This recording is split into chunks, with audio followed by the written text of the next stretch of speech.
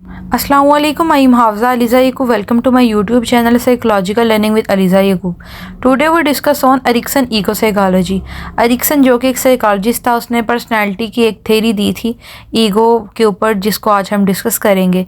और उसने पर्सनालिटी की 8 टाइप्स जो हैं उनको इंट्रोड्यूस करवाया था. आज हम उन्हें भी डिटेल में डिस्कस करेंगे. The most influential theorist in this area, Erikson 1968, described ego identity as a mean for continuity of a person. Erikson viewed ego identity as serving to protect individual in the face of change produced by sudden changes of personal or situational factor.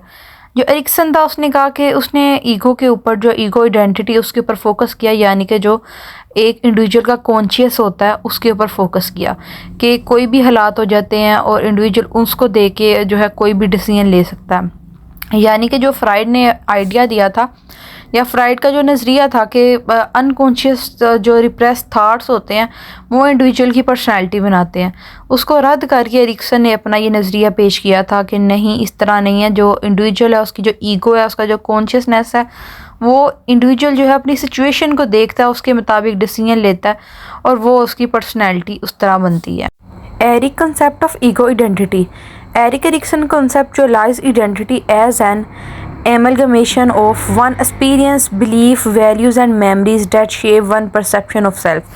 यानी कि जो हमारे experience, हमारे साथ past experience हुए होते हैं, जो हमारा बिलीफ होता है, अकीदा होता है, जो हमारी वैल्यूज़ होती हैं, नॉर्म्स, और जो हमारी मेमोरीज होती हैं, ये मिल के हमारी जो है ये परसेप्शन बनाती हैं. यानी जो हमारे माइंड के अंदर चीज़ें पहले से स्टोर होती हैं, उनकी बेस के ऊपर हम वैसे ही आगे चीज़ों को परसीव करते हैं और डिसीजन लेते हैं. दिस आइडेंटिटी ही suggested develop over the whole course of one life. यानी इसकी बेस के ऊपर हम चीज़ों को परसीव करते हैं और डिसीजन लेते हैं, और उन चीज़ों का हमारी लाइफ के अंदर, हमारे बिलीफ का, हमारे थाट का, हमारी परसेप्शन का बहुत ज़्यादा अहम रोल होता है. ये हमारी पर्सनैलिटी बनाने में बहुत ज़्यादा इंपॉर्टेंट रोल अदा करती हैं. Erik Erikson believed that the ego Freud described was far more than just a mediator between the superego and the ego. जो ego है वो एक mediator है between superego और id के. He saw the ego as a positive driving force in human development and personality. As such, he believed the ego main job was to establish and maintain a sense of identity.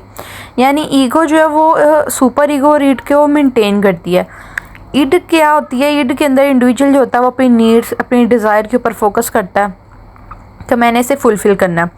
Super ego जो होती है वो morality base होती है. इनके mid में जो ego होती है वो रियलिटी बेस होती है. रियलिटी को देख के जो है वो एक पॉजिटिव ड्राइविंग फोर्स होती है, उसको देख के इंडिविजुअल चलता है और डिसीजन मेकिंग लेता है, और उसकी बेस के ऊपर जो है रियलिटी में रहते हुए इंडिविजुअल कॉन्शियसनेस में रहते हुए जो है वो डिसीजन लेता है और उससे उसकी पर्सनैलिटी बनती है.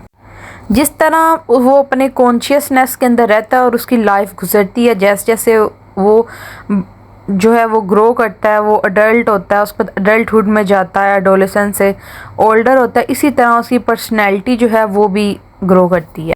How does Erikson ego differ from Freud? While Freud believed that personality shaped only. यानी कि जो एरिक्सन है वो किस तरह डिफ़र करता है फ्राइड से? इस तरह डिफ़र होता है क्योंकि फ्राइड ने कहा कि जो इंडिविजुअल की पर्सनैलिटी बनती है वो उसकी जो उसके अनकॉन्शियस के अंदर जो उसके सारी चाइल्डहुड मेमोरीज होती हैं, या जो उसकी नीड्स वगैरह डिज़ायर पूरी नहीं, फुलफ़िल नहीं हुई होती, उनकी बेस के ऊपर जो है उसकी पर्सनैलिटी बनती है. जबकि जो एरिक्सन है उसका कहना ये है कि जो इंडिविजुअल है, ईगो बेस उसकी पर्सनैलिटी होती है. एरिक्सन ने एक एपिजेनेटिक प्रिंसिपल जो है इसको भी इंट्रोड्यूस करवाया. उसने अपने एपिजेनेटिक प्रिंसिपल में कहा कि जो एक इंडिविजुअल की जो जेनेटिक्स होते हैं वो भी इंडिविजुअल की पर्सनैलिटी को शेप करने में अहम रोल अदा करते हैं, क्योंकि जो एक जीन्स जेनेटिकली जो उसको चीज़ मिलती है, उसके जो बिलीफ बने होते हैं, उसका उसकी पर्सनैलिटी के अंदर बहुत ज़्यादा इंपॉर्टेंट रोल होता है. उसकी इस थेरी को, इस प्रिंसिपल को एपिजेनेसिस और एपिजेनेटिक प्रिंसिपल कहा जाता है.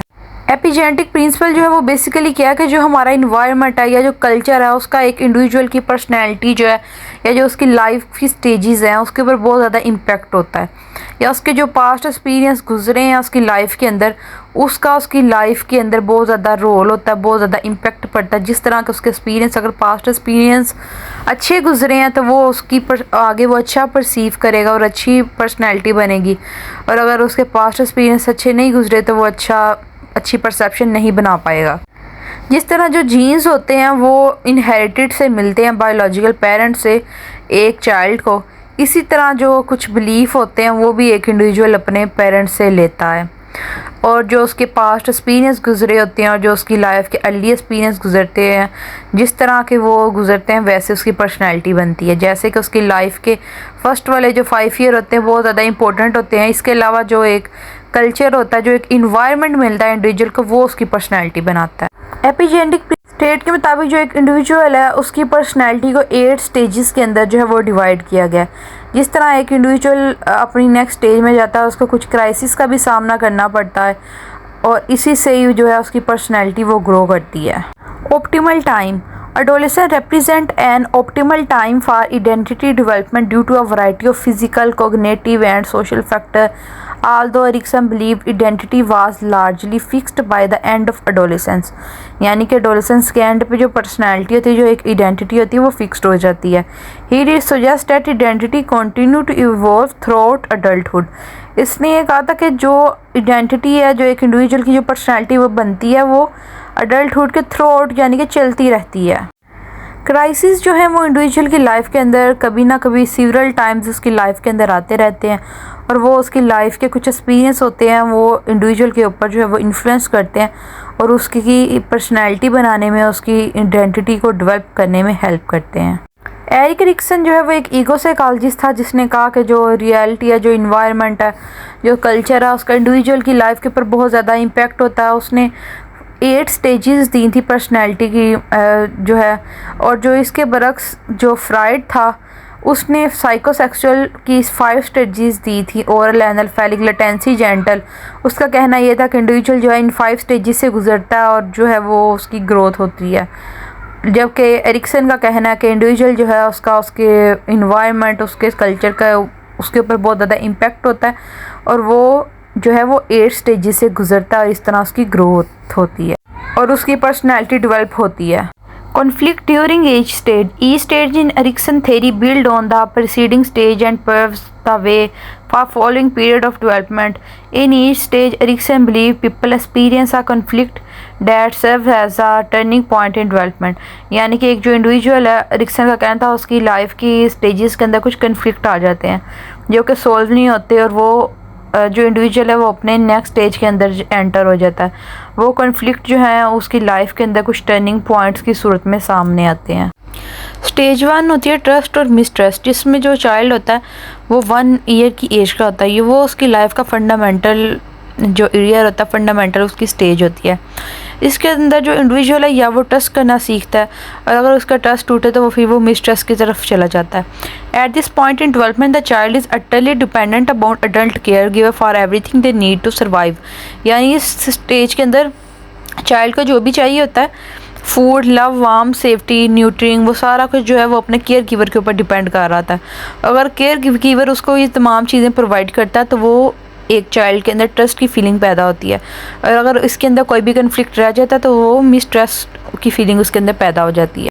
अगर केयर गिवर उसको इमोशनली अनअवेलेबल हो या चाइल्ड को रिजेक्ट करे तो चाइल्ड को अगर प्रॉपर केयर नहीं हो रही तो फिर उसके अंदर जो है फीलिंग ऑफ मिसट्रस्ट जो है वो पैदा हो जाती है। जो सेकंड स्टेज है autonomy versus shame and doubt. At this point in development child are just starting to gain a little independence. वो लिटिल इंडिपेंडेंस होता है, वो टॉयलेट ट्रेनिंग सीख रहा होता है, अपनी छोटी छोटी चॉइसेस बनाना सीख रहा होता है और कंट्रोल जो है ना, gain control. Parents and care giver can help children develop a sense of autonomy की उसको एक थोड़ी सी इंडिपेंडेंस जो है वो फील हो। इस स्टेज के अंदर चाइल्ड ये सीख रहा होता है। अगर इस स्टेज में थोड़े थोड़े चाइल्ड को अपनी मर्ज़ी से चलने दिया जाए, उसकी इस फीलिंग को समझा जाए, इंडिपेंडेंस थोड़ी दी जाए तो वो ऑटोनॉमी की तरफ जाता है। अदरवाइज़ जो है उसके अंदर शेम आ जाती है, शाय हो जाता है चाइल्ड और वो डाउट में आ जाता है कि क्या मेरा जो डिसीजन है वो ठीक नहीं है। थर्ड स्टेज है जो कि इनिशिएटिव वर्सेस गिल्ट। इसके अंदर जो चाइल्ड है वो प्री स्कूल ईयर होता है उसका, ये वो प्ले के अंदर जो है अपना थोड़ा कंट्रोल दिखाना चाह रहा होता है, सोशल इंटरेक्शन करना चाह रहा होता है। Stage feel capable and able to lead other. इस स्टेज के अंदर चाइल्ड को होता है कि मैं दूसरे पर्सन को लीड करूं और अगर वो इस तरह करने में कामयाब हो जाता है तो वो इनिशिएटिव की तरफ जाता है।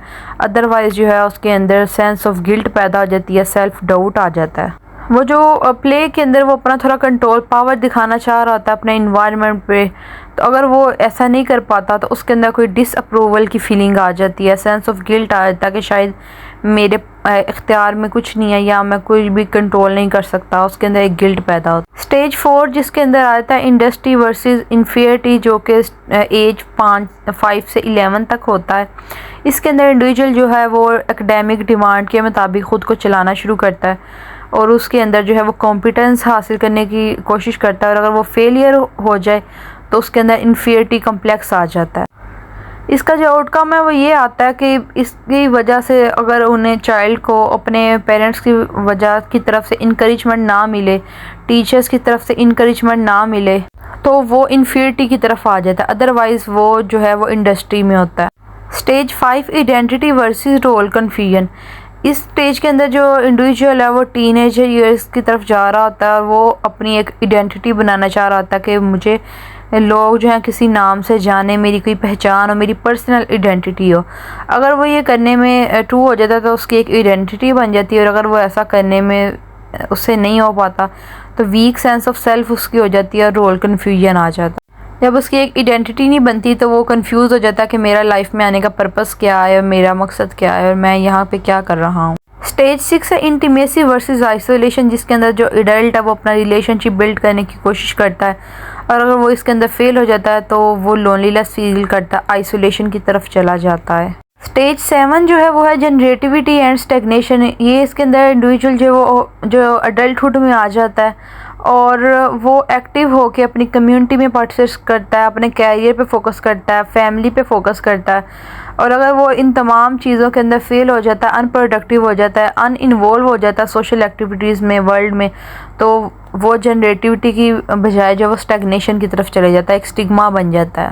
Stage 8 integrity versus disappear. The final stage होती है जो कि एक ओल्ड एज होती है। इसके अंदर जो एक इंडिविजुअल होता है वो अपनी लाइफ के जो एक्सपीरियंस उसके गुजरे होते हैं उनके ऊपर वो फोकस कर रहा होता है। If they are happy with the life that they lived और दे आर रिग्रेट, यानी अगर वो अपनी लाइफ के ऊपर फोकस करता है कि उसकी जो लाइफ गुजरी है क्या वो हैप्पी लाइफ थी। अगर वो हैप्पी लाइफ होती है तो वो इंटेग्रिटी की तरफ आता है, अगर वो हैप्पी लाइफ नहीं होती, उसको कोई फीलिंग ऑफ विजडम वगैरह नहीं मिला होता, तो वो डिस्पेयर की तरफ चला जाता है, बिटरनेस की तरफ चला जाता है। एरिक्सन ने ये 8 स्टेजेस दी थी जिसमें उसने बताया था कि किस तरह चाइल्ड जो है वो ग्रो करता है, उसका इन्वायरमेंट जो है कल्चर के अंदर वो किस तरह चलता है और किस तरह उसकी पर्सनैलिटी जो है वो बनती है, क्या क्या चीज़ें वो सीखता है, और हर एक स्टेज में जब वो नेक्स्ट स्टेज की तरफ जाता है तो उसकी अंदर कौन से उसे कन्फ्लिक्ट आते हैं या कौन से कन्फ्लिक्ट उसकी पर्सनैलिटी के अंदर रह जाते हैं। एरिक्सन की थ्योरी जो थी उसको इस चीज़ के ऊपर क्रिटिसाइज़ किया गया था कि जो एक इंडिविजुअल है वो फर्दर नेक्स्ट स्टेज की तरफ चला जाता है, यानी अगर ट्रस्ट अगर उसकी तमाम नीड्स पूरी की जा रही हैं, केयर गिवर उसकी अच्छी तरह से कर रहा है, केयर कर रहा है, तो उसके अंदर ट्रस्ट बिल्ड होगा, अदरवाइज़ उसके अंदर मिसट्रस्ट जो है वो बिल्ड होगा, उसकी फीलिंग आएंगी। तो इस एरिक्सन ने अपनी थ्योरी में ये नहीं बताया कि उसके मिसट्रस्ट जो है उसको किस तरह सॉल्व आउट किया जाएगा, और इसकी बजाय जो वो चाइल्ड है वो उससे नेक्स्ट स्टेज की तरफ चला जाता है। ये इसकी जो थ्योरी है इसके अंदर कुछ कन्फ्लिक्ट है। एरिक्सन की थ्योरी को जो सपोर्ट किया जाता है उसका जो प्लस पॉइंट है वो ये है कि एरिक्सन कहता है कि जो इंडिविजुअल की पर्सनैलिटी है वो उसकी होल लाइफ स्पैन पे जाती है, यानी कि जो फ्राइड कहता था कि उसकी पर्सनैलिटी सिर्फ अनकॉन्शियस रिप्रेस थाट की बेस पे बनती है, एरिक्सन ने उसको निगलेक्ट किया और कहा कि जिस तरह इंडिविजुअल जो है वो ग्रो करता रहता है और एंड स्टेज तक जो है उसकी पर्सनैलिटी बनती रहती है। Why Erikson theory is important. Erikson की थ्योरी जो है वो इम्पोर्टेंट क्यों है? एरिक्सन की थ्योरी इस वजह से इम्पोर्टेंट है, इसने इंडिविजुअल की होल लाइफ के ऊपर जो है वो वर्क किया और बताया कि किस तरह एक इंडिविजुअल जो है वो जो है इन्फेंसी से वो किस तरह ओल्ड एज तक जाता है और किस तरह उसकी पर्सनैलिटी जो है वो हर पॉइंट के अंदर, हर एज के अंदर उसकी पर्सनैलिटी जो है वो ग्रो होती है। एरिक्सन ने 2 और कंसेप्ट जो है वो इंट्रोड्यूस करवाए जो कि थे maladaptive and malignant. Malignancy जो है वो इतनी वर्स्ट होती है कि वो जो इंडिविजुअल होता है उसके अंदर थोड़ी सी पॉजिटिविटी होती है और नेगेटिव एस्पेक्ट जो होता है वो ज़्यादा होता है। उसका इफ़ेक्ट क्या आता है कि वो इंडिविजुअल जो होता है वो दूसरे लोगों के ऊपर ट्रस्ट नहीं करता, और जो माल अडेप्टेशन है वो इस तरह के एक जो इंडिविजुअल है उसकी लाइफ के अंदर जो है पॉजिटिविटी बहुत ज़्यादा है और जो नेगेटिविटी है वो कम है, और वो इंडिविजुअल जो है वो बहुत ज़्यादा दूसरे लोगों के ऊपर ट्रस्ट करता है। ये उसने जो है इंडिविजुअल की पर्सनैलिटी की 2 टाइप्स जो हैं वो बताई थी। ये थी हमारी आज की वीडियो। उम्मीद है आपको वीडियो पसंद आई होगी। Like the video and subscribe the channel. Thank you so much. Thank you for watching.